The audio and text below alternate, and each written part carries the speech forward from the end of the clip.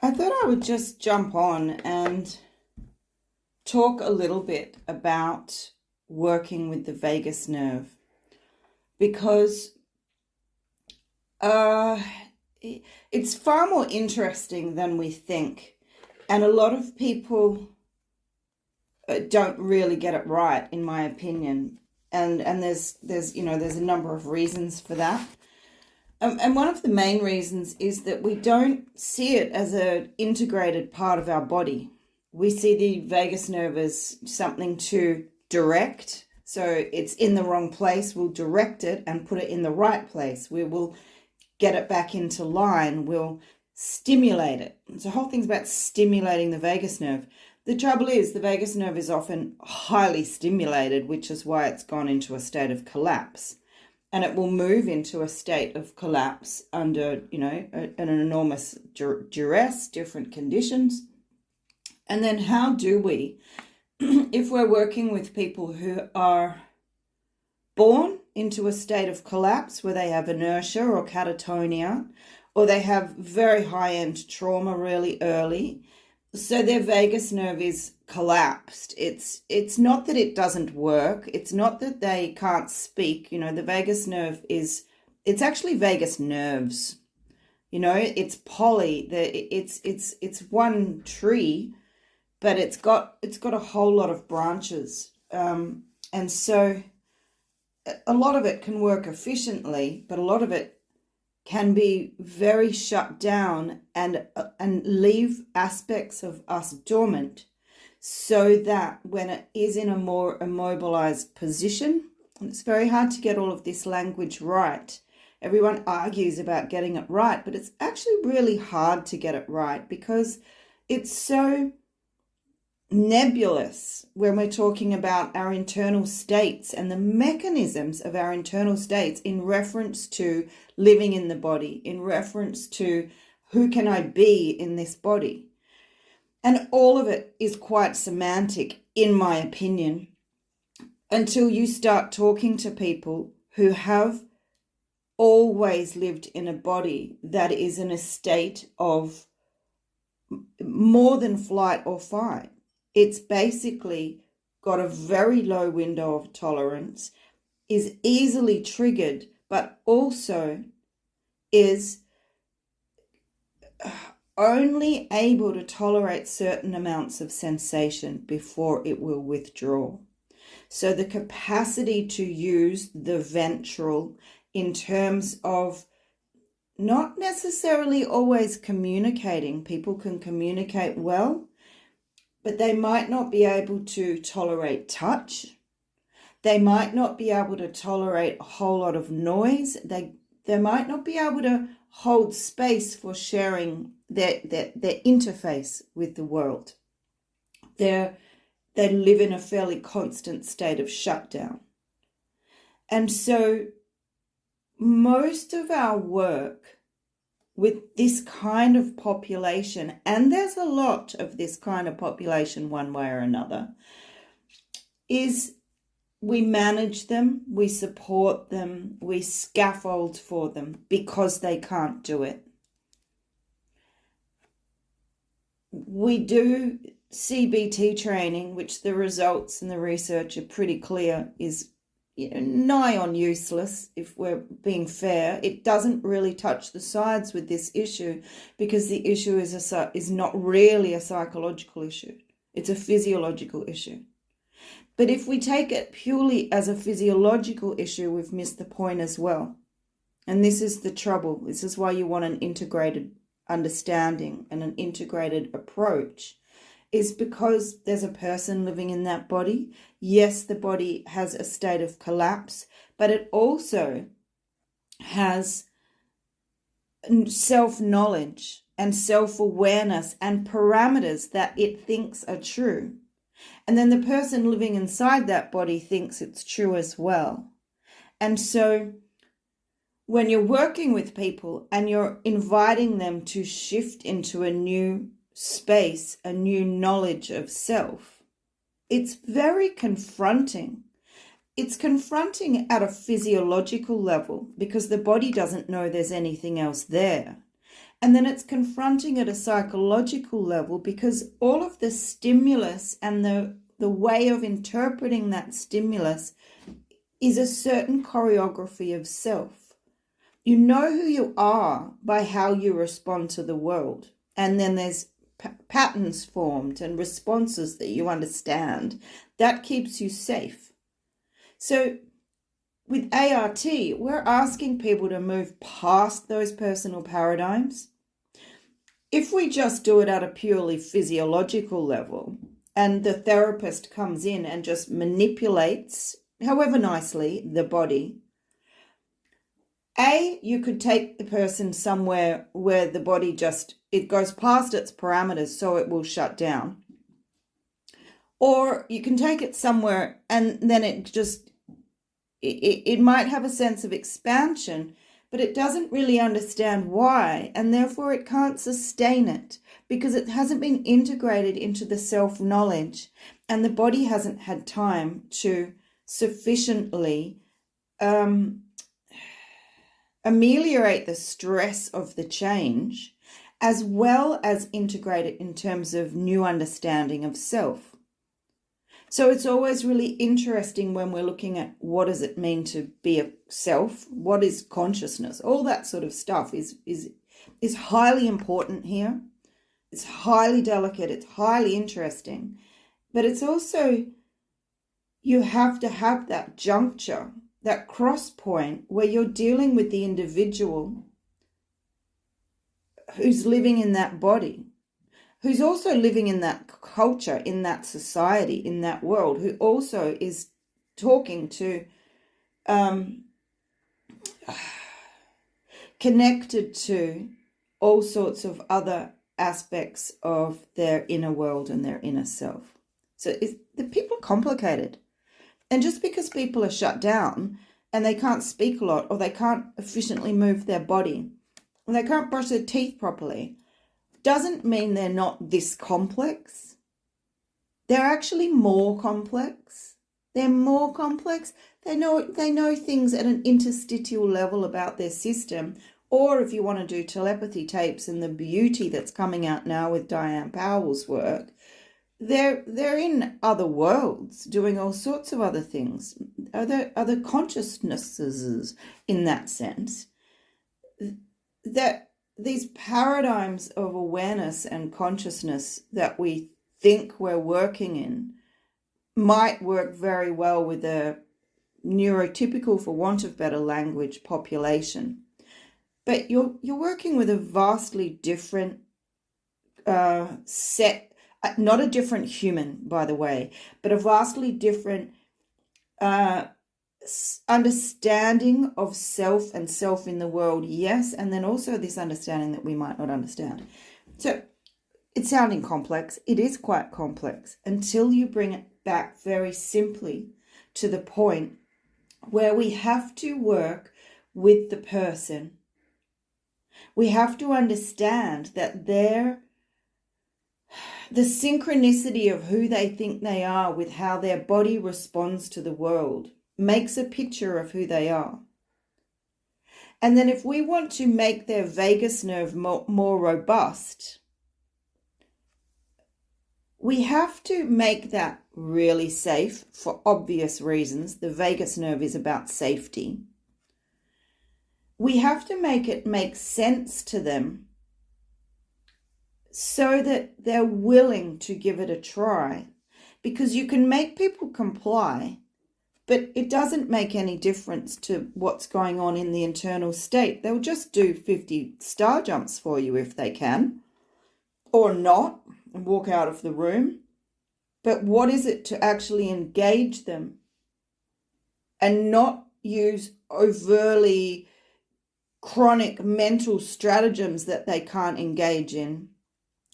And that includes tell me how you're feeling, what's going on in your body, that they can't do, or it hurts to do, or movements, while they might not hurt a normal person, are excruciating for someone in a highly hyper or hypotonic state.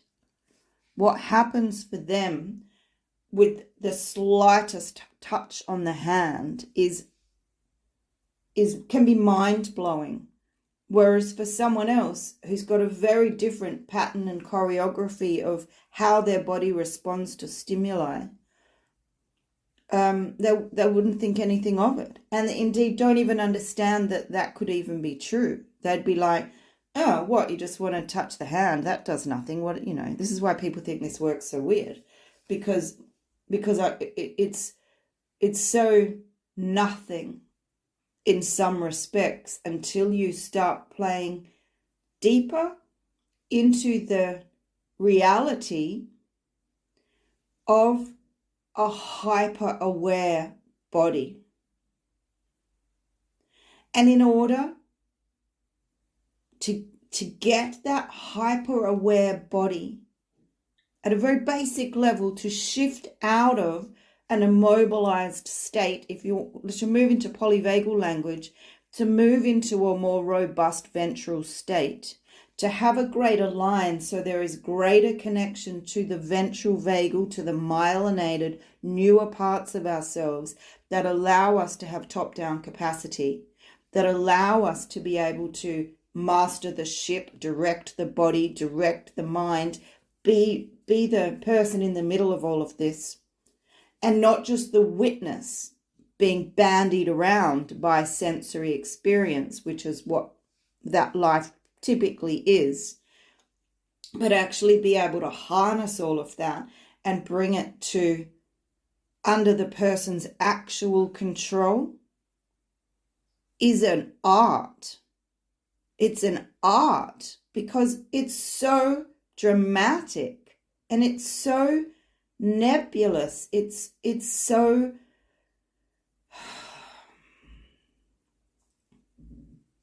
it's so interesting and hard, as you can see, to even articulate it. You can feel it when you play here. You have to catch it just right.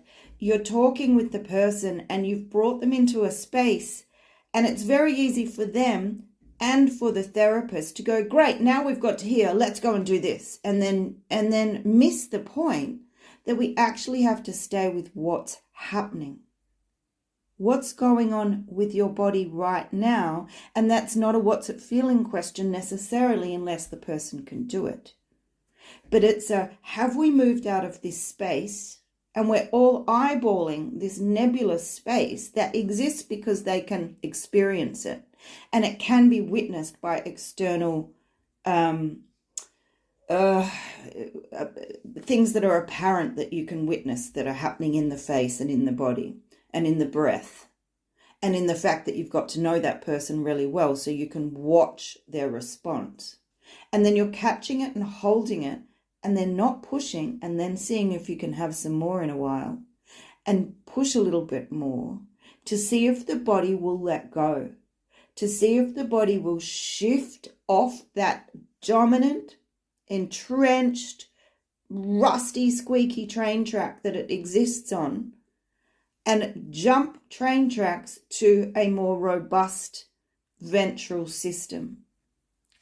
Staying connected, obviously, all of it, because it's actually a living tree, not a train track. But it has to jump. It has to move into a space it doesn't really understand.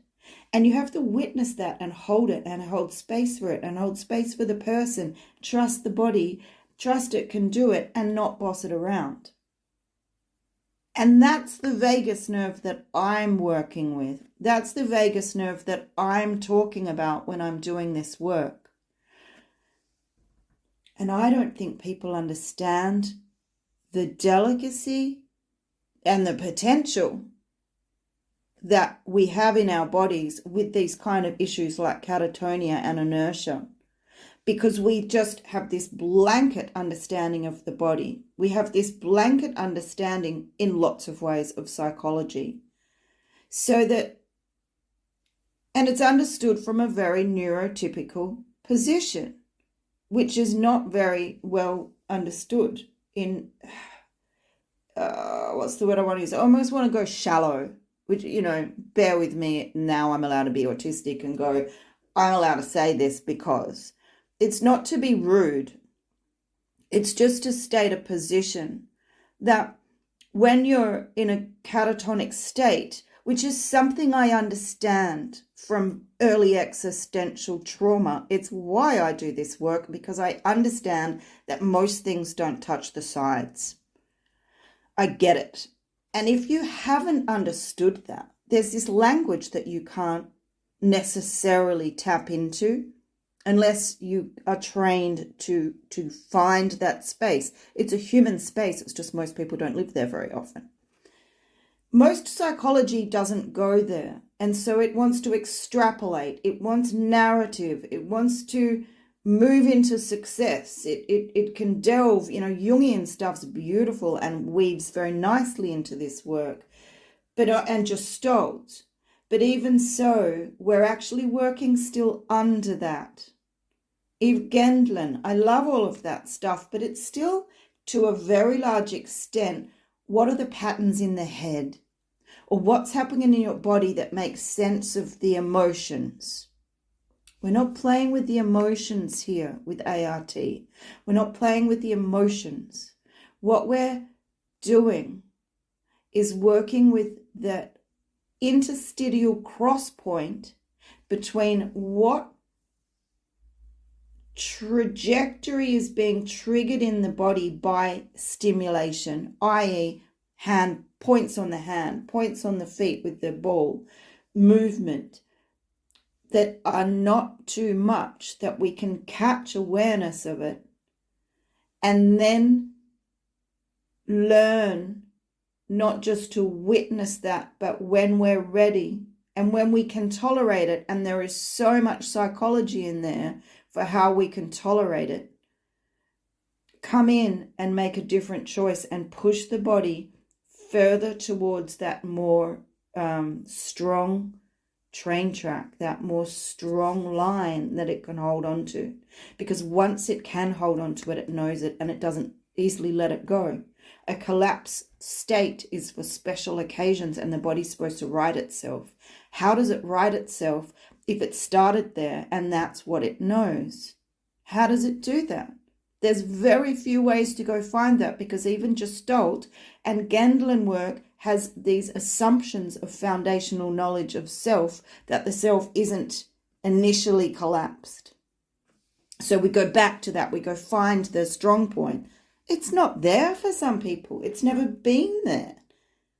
And we can social theory it and go, well, I'm just neurodivergent and that's who I am and that's my brain. And it's like, yeah, lots of that's beautiful.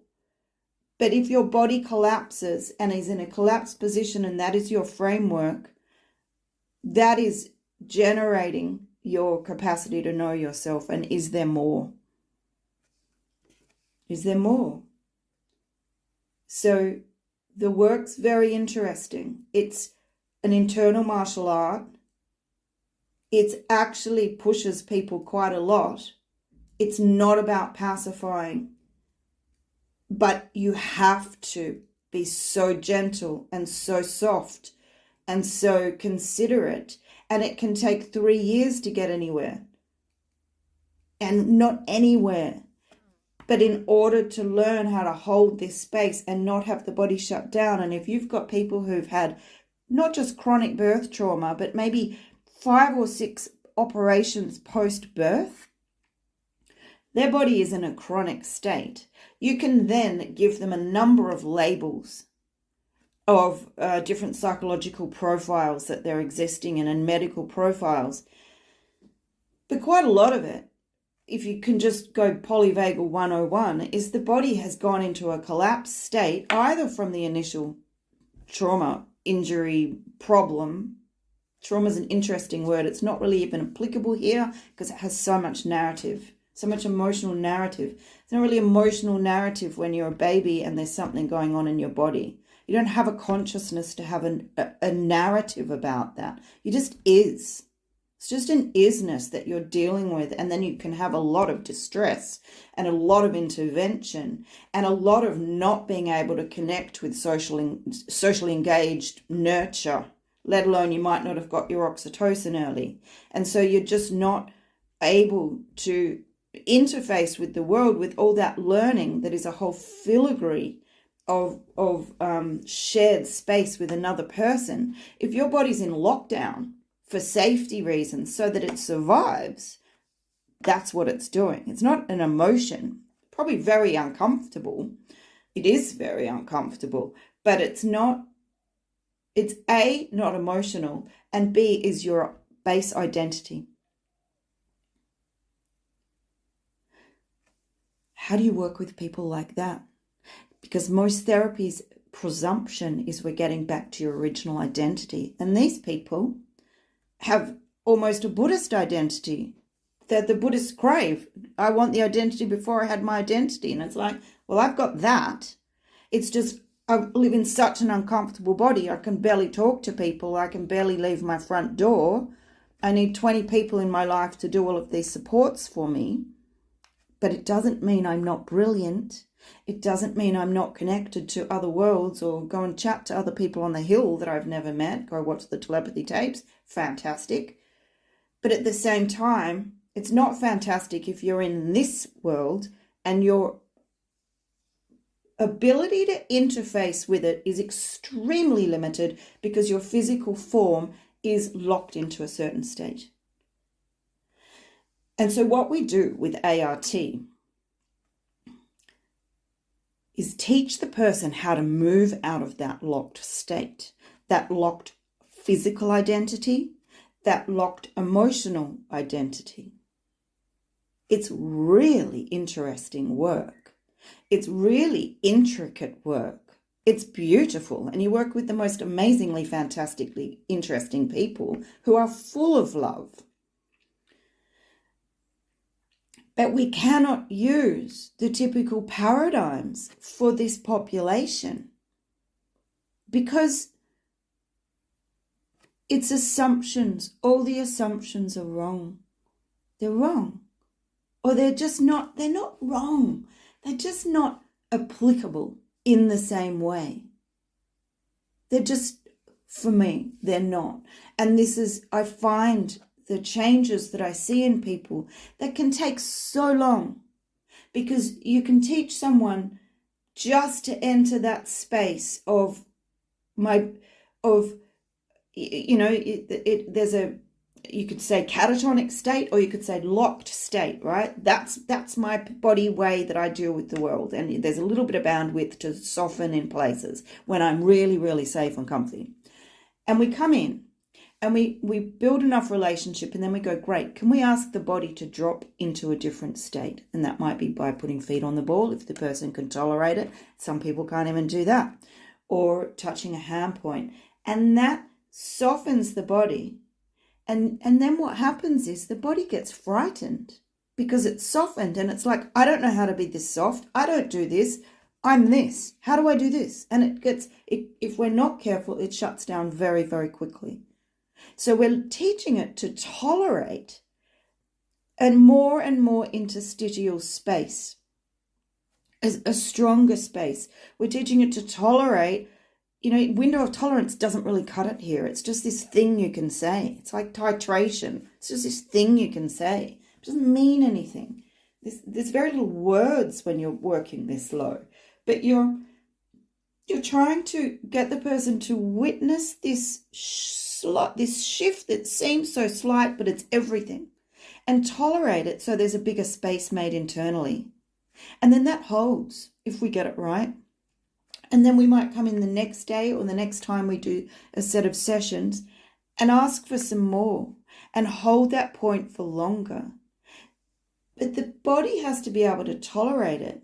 And it doesn't necessarily do that. Or the person doesn't necessarily tolerate it because they're used to their brain working in just this way. And anything else is like weird and uncomfortable and they don't know how to be that person being different. And my favorite explanation is that guy John Elder Robinson. I think he's an American, but he got all these electrodes put on his head. He's autistic, he was adult, and it catapulted his ability to witness the world differently. It shifted his internal choreography so much that he could perceive empathy in a different way. He could understand what other people were thinking and feeling. It's just shifted his ability to interface with the world, but it was so fast that it was just horrible for him. There was no pacing it. There was no frame of reference. There was just bunk to bunk. And then he had to understand what that was and cope with it. It's almost torture. It's just torture. It's very interesting at a scientific level to go, well, isn't that interesting? What is consciousness? How does the body allow us to know who we are? How does the body allow us to perceive the world? And then we integrate that, and that's our self-reflection, and that's our self-identity. It's fascinating. It really is. And the polyvagal theory, for me, in part, allows us to do that. And I extrapolate on it because I like all the cranial nerves, eyes, ears, head-turning muscles, a lot of them, let alone the ones that we don't talk about. Because they're the doorway of understanding how we interface with the world and how we interface with our consciousness. Being in a body, whether mammals, being in a body, it is a very interesting thing to do. It doesn't seem very interesting when it always works, because it just works. So you're like, yep, great, I can get off and running, and I go play in that world. I go play in that surface world.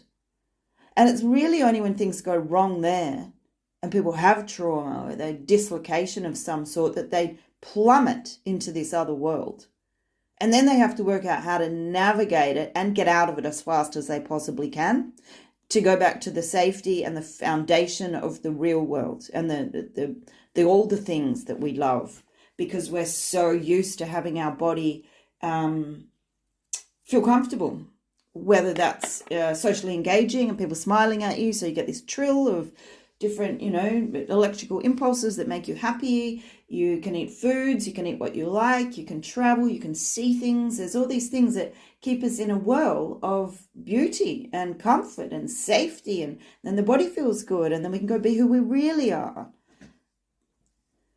Interestingly, the Buddhists and good religions challenge all of that. And they go, well, that's just, attachment to things, attachment to self. We're all atoms. What are you if you're not those things? And so trauma provides that knowledge. Not much fun. High-end, early trauma, for want of better language, in terms of what I was describing before, of a system, whether it's in utero and it just wakes up and goes, what am I doing here? That can be a trauma. And then that lasts, and it's a dislocation because the physical system goes, what? And then it can get stuck and just sticks. And then it doesn't know how to right itself. But it keeps that awareness. And I talk about the zero cranial nerve here because it's very, very interesting. But when the body's down in those spaces, the other space can feel like a really long way away. The people who know the other space, the normal world that normal people live in, they can get back to that quite easily. But it's very different getting to that and finding it, because you need a body in a certain choreography and a certain configuration in order to engage with it. This is the beauty of the polyvagal theory. For all the people that knock it, this is the beauty, because it advanced our capacity to think this intricately about consciousness. It's the beauty of it. It made it a bit less abstract, in my opinion. And it certainly made me understand myself and that chronic early shutdown and the influence of it in all of my existence, and how I'm perceived and how I'm responded to, and all of those things. All the things made sense to me. It's huge, but it's a completely different land to people who've been born in a body that's pretty well efficient and the right way up, the top side where the sunshine is.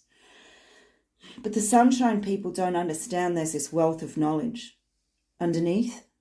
And it's not just underneath, it's in these just wild spaces that Diane Powell's, shining lights on now for us.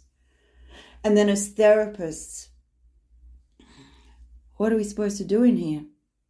We don't even know it. We don't even know these spaces. We're not taught them in psychology. We're not really taught them in body work either, particularly because we're not necessarily navigating the human in it. We're just working with the body. You can take it places, but it's really different to hold that. How do you hold that person and help them navigate out and up to the sunshine and still validate everything they already are, instead of going, oh, this is the way, it's much nicer and better. You're invalidating incredible realms of wisdom. And if you don't validate the intelligence of the body as a sentient system that knows what it's doing, it might come with you for a while, but it will go straight back again and cower and stay down there unless you teach it the road so it actually knows the steps for itself. And the person who's living in that body alongside that sentient octopus is my favorite metaphor here. You befriend the octopus. You make friends with it so it wants to come out and come for a swim with you. Just about Cora Ivory Say It, My Octopus Teacher, that beautiful documentary. To have the octopus swim on your chest and come and play with you is the greatest luxury. And it will only do so if it feels really safe. It can only do that if it feels really safe and it thinks it's a good idea, and then it will allow connection. We have to learn to play with all of that. And it's an art. And then B, that thing that I just said, most parents know that very well because they sometimes get that connection with their child, however old they are. Or partners sometimes get that softness from their partner that they rarely get. It has to be all just right. And then that little octopus will come out. And there's so much delicacy of working with someone when they don't have much skin.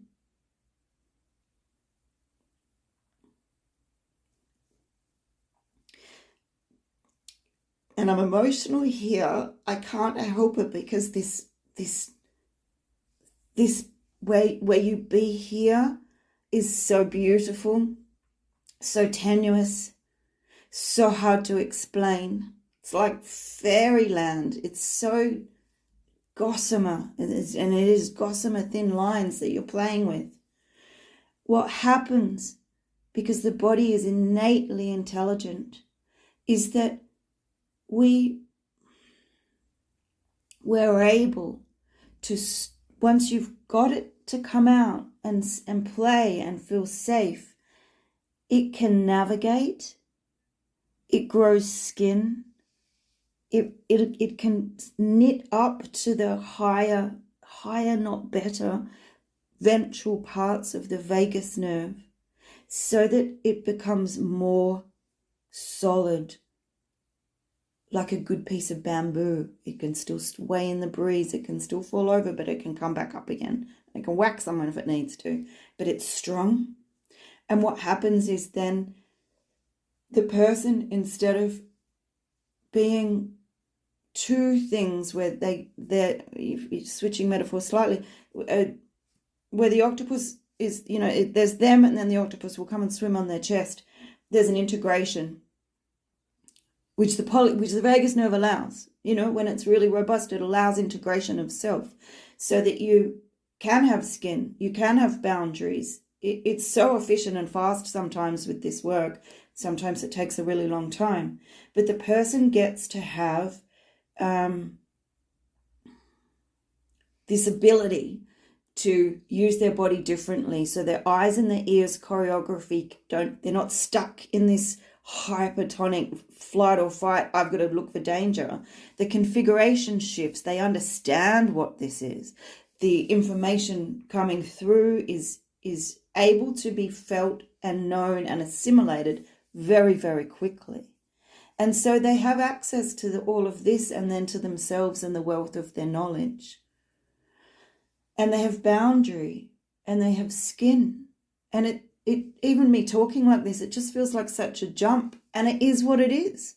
It can be, once it's happened, whenever it happens, if you get it right, the person is then more available to themselves, because they have in play their ventral vagal system at under their control more. They have, and it's not just their ventral vagal system, their sensory system is more under their control.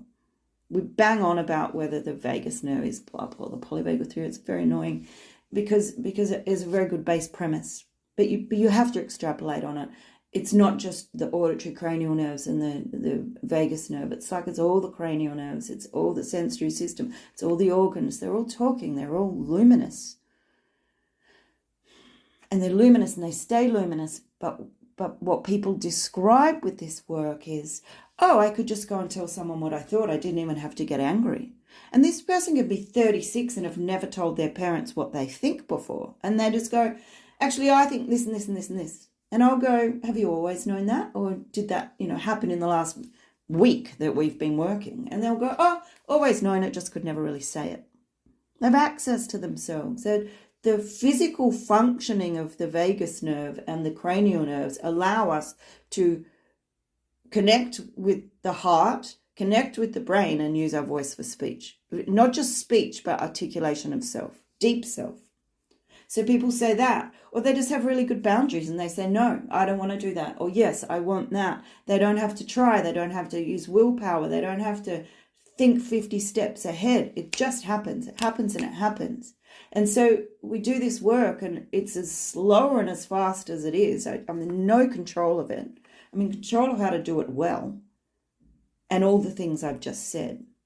But if you get it right, there's this jump to the other train track. There's this jump to efficiency, vagal efficiency, nervous system efficiency, whatever language suits at this point. That means the person is more adept in that surface space and can engage with the world and use those aspects of their body better. And it's better. It is good in this 3D world that we exist in. That's far more than 3D, but for this purpose, at this point in the conversation, to be able to interface with other people, to be able to hug other people. People will go, I can now stroke my son's hair, and he doesn't freak out or run away or shut down. I can stroke his hair. Now that's nice for everybody.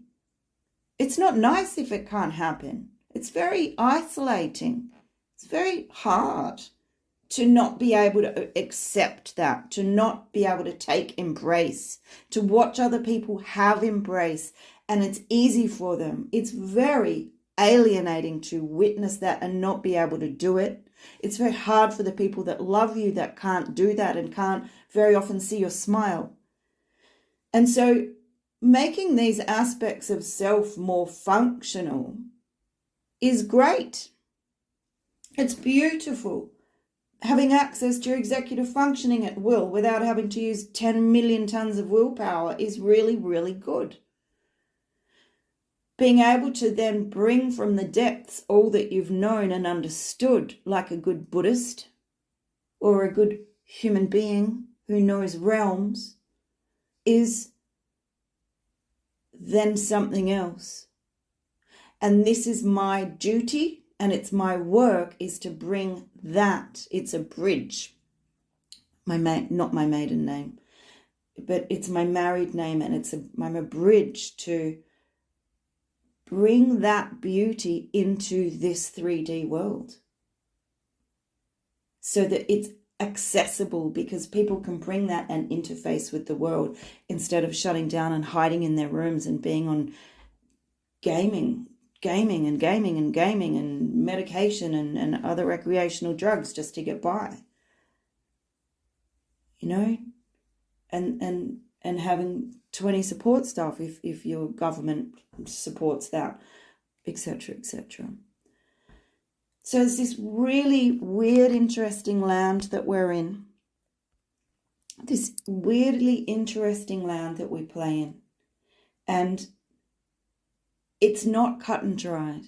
People will say to me, so, how do you know that your work's any different to, this calming tool? And I'm like, well, it's nothing to do with being a calming tool. You can use it for that. And it can have really good effect. It can have beautiful effect. But that's the shallow end of playing with where I'm playing.